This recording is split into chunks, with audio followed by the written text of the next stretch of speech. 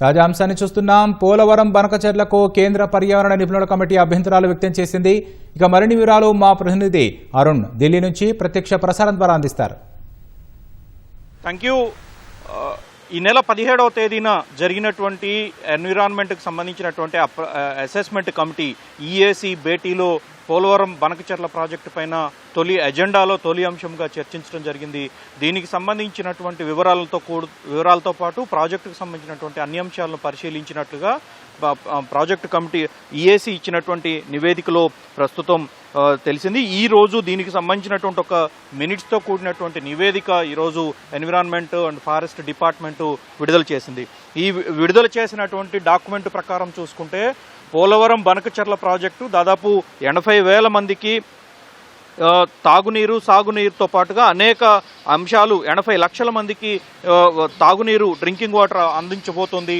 దీంతో పాటుగా పోలవరం నుంచి బనకచెర్లకు మధ్యలో లింక్ అయ్యేటువంటి అనేక చోట్ల కూడా ఈ ప్రాజెక్టుకు సంబంధించినటువంటి వివరాలన్నీ రాష్ట్ర ప్రభుత్వం అందించింది. దీంట్లో ఎక్కడ పర్యావరణానికి ముప్పు వాటెల్లటం లేదు. పర్యావరణానికితో పాటుగా మధ్యలో ఉన్నటువంటి టైగర్ రిజర్వ్ ఫారెస్ట్కి ఉంది, కానీ దానికి కూడా ఎలాంటి అభ్యంతరాలు ఎలాంటి ఇబ్బందులు తలెత్తకుండానే మొత్తం ఈ ప్రాజెక్ట్ అంతా చేపట్టినట్లుగా ఆంధ్రప్రదేశ్ ప్రభుత్వం ప్రాజెక్టు ప్రపోజల్ అందించిందని చెప్పి కమిటీ తన నివేదికలో స్పష్టం చేసింది. అయితే ఈ మొత్తం నివేదికను పరిశీలించినటువంటి కమిటీ అనేక అంశాలను దీంట్లో పొందుపరిచారని, ఆ అంశాలకు సంబంధించినటువంటి విషయంలో ప్రధానంగా 1983లో ఇచ్చినటువంటి ప్రాజెక్టు కమిటీ ఏదైతే దీని గోదావరి వాటర్ డిస్ప్యూట్ ట్రిబ్యునల్ అంటే గోదావరి ట్రిబ్యునల్ ఇచ్చినటువంటి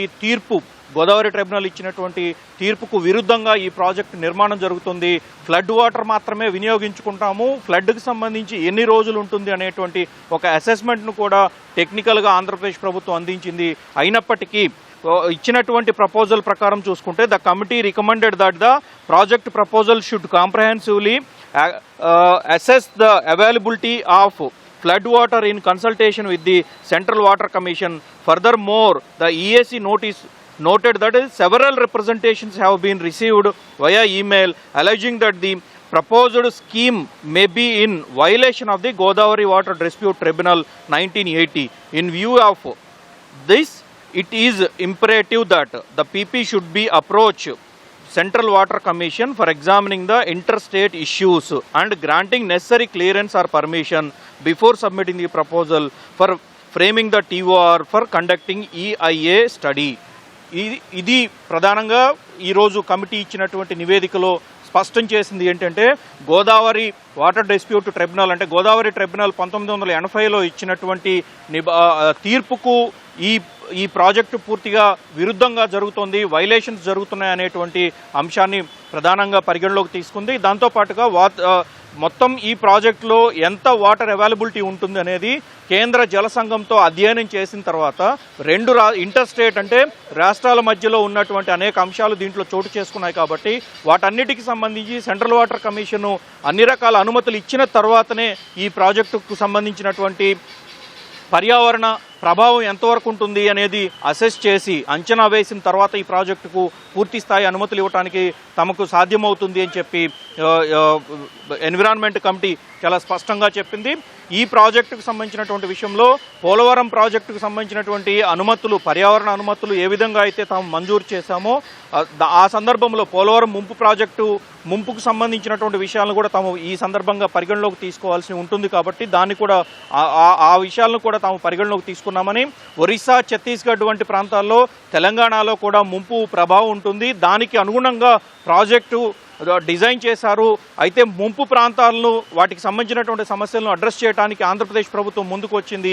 వాటన్నిటి విషయంలో ఎక్కడ డిస్ప్యూట్స్ లేకుండా అన్ని రాష్ట్రాలు ఒక అభిప్రాయాన్ని వ్యక్తం చేశాయి. ప్రాజెక్టు ముందుకు వెళ్ళడానికి అన్ని రకాల అనుమతులు వచ్చిన సందర్భంలోనే తాము కూడా ముందడుగు వేసినట్లుగా ఎన్విరాన్మెంట్ కమిటీ స్పష్టం చేసింది. అయితే ఈ ప్రాజెక్టు విషయంలో ప్రధానంగా ఫ్లడ్ వాటర్ అంటే వరద జలాలను మాత్రమే వినియోగించుకుంటాము అని చెప్పి దీనివల్ల సుమారు 80 లక్షల మందికి ఉపయోగం జరుగుతుంది.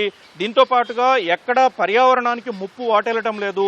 టైగర్ రిజర్వ్ ఫారెస్ట్ ఉన్నా కానీ టైగర్ రిజర్వ్ ఫారెస్ట్ కూడా ఎక్కడ ఎలాంటి ఇబ్బందులు తలెత్తడం లేదు అని చెప్పి ఆంధ్రప్రదేశ్ ప్రభుత్వం ఇచ్చినటువంటి ప్రతిపాదనలన్నింటినీ పరిశీలనలోకి తీసుకున్నటువంటి EAC environment SS committee EAC ఇచ్చినటువంటి ఈరోజు నివేదికలో ప్రధానంగా 2 అంశాలను పరిగణలోకి తీసుకుంది.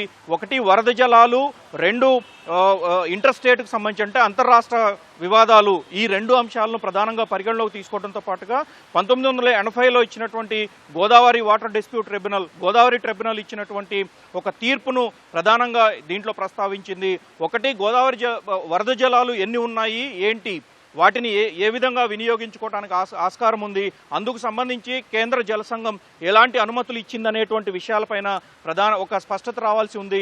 అందుకు సంబంధించి వెంటనే అత్యవసరంగా సిడబ్ల్యూసి జోక్యం చేసుకొని దానిపైన ఒక నివేదిక ఇవ్వాల్సి ఉంటుంది. కాబట్టి వెంటనే సిడబ్ల్యూసిని అప్రోచ్ అయ్యి దానికి సంబంధించినటువంటి నివేదికను తీసుకోవాలని చెప్పి కేంద్ర పర్యావరణ శాఖకు సంబంధించినటువంటి నిపుణుల కమిటీ తేల్చి చెప్పింది.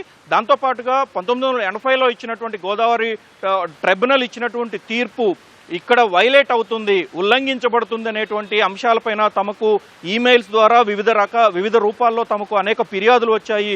సో ఆ నేపథ్యంలో ఇది అంతర్రాష్ట్ర సంబంధాలకు సంబంధించినటువంటి వ్యవహారము, అంతర్రాష్ట్ర నదీ జలాలకు సంబంధించినటువంటి వ్యవహారంగా కూడా ఉంది. కాబట్టి అందుకు సంబంధించినటువంటి విషయంపై కూడా సిడబ్ల్యూసి ద్వారానే సంప్రదింపులు పూర్తి చేసి తదుపరి వెళ్ళాలి అని చెప్పడం జరిగింది.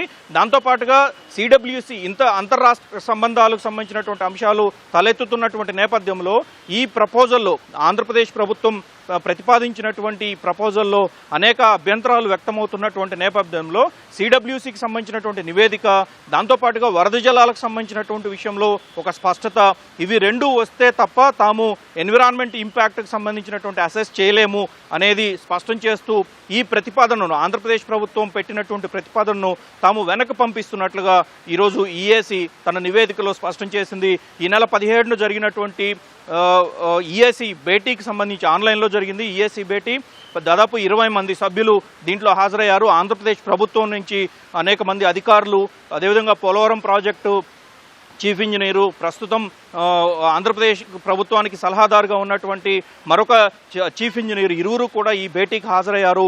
నిపుణుల కమిటీ లేవనెత్తినటువంటి అనేక అభ్యంతరాలను కూడా ఈ భేటీలో వారందరికీ స్పష్టం చేయడం జరిగింది.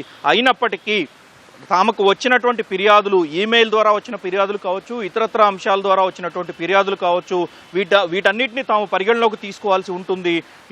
అంతర్రాష్ట్ర జలాలకు సంబంధించినటువంటి వైలేషన్స్ ఎక్కువగా ఉంటున్నాయి కాబట్టి తాము దీన్ని వెనక్కి పంపిస్తున్నట్లుగా ఎన్విరాన్మెంట్ కమిటీ స్పష్టం చేసింది. అయితే ఈ నేపథ్యంలోనే ఈ నెల 17న ఒక కీలకమైనటువంటి భేటీ జరుగుతున్నటువంటి అంశం తర్వాత తెలంగాణకు సంబంధించినటువంటి నీటిపారుదల శాఖ మంత్రి ఉత్తమ్ కుమార్ రెడ్డి ఈఏసీకి ఒక ప్రత్యేకమైన లేఖ రాశారు. ఈ ప్రాజెక్టు ద్వారా తెలంగాణకు అన్యాయం జరుగుతుంది, ఈ ప్రాజెక్టులో 200 టీఎంసీలు కాదు అంతకు మించి జరుగుతుంది, దీంట్లో ప్రధానంగా ఆంధ్రప్రదేశ్ రాష్ట్ర పునర్విభజన చట్టం కూడా చోటు చేసుకుంది. కాబట్టి ఈ అంశాలన్నింటినీ పరిశీలించిన తర్వాతనే, తమ వాదనలు కూడా పరిశీలించిన తర్వాతనే తదుపరి చర్యలకు ఉపక్రమించాలి అని చెప్పి తెలంగాణ ప్రభుత్వం వైపు నుంచి నేరుగా ఉత్తమ్ కుమార్ రెడ్డి ఫిర్యాదు చేయడం జరిగింది. సో ఈ విధంగా అనేక ఫిర్యాదులు, అనేక అంశాలు చోటు చేసుకున్నటువంటి నేపథ్యంలో ఇరు రాష్ట్రాలకు సంబంధించినటువంటి అంతర్రాష్ట్రాలకు సంబంధించినటువంటి అంశాలు చోటు చేసుకున్నటువంటి నేపథ్యంలో దీంతో పాటుగా వరద జలాలు ఎంత ఉంటాయి అనేది ఒక స్పష్టమైనటువంటి విధానం లేనటువంటి నేపథ్యంలో ఈ 3 అంశాలకు సంబంధించినటువంటి విషయాలను ప్రధానంగా లేవనెత్తుతూ ఈఏసీ ఆంధ్రప్రదేశ్ ప్రభుత్వం ప్రతిపాదించినటువంటి పోలవరం బనకచెర్ల ప్రతిపాదిత ప్రాజెక్టుకు సంబంధించిన అసెస్మెంట్కు సంబంధించినటువంటి ప్రతిపాదనను వెనక్కి పంపుతున్నట్లుగా స్పష్టం చేసింది. Over to studio.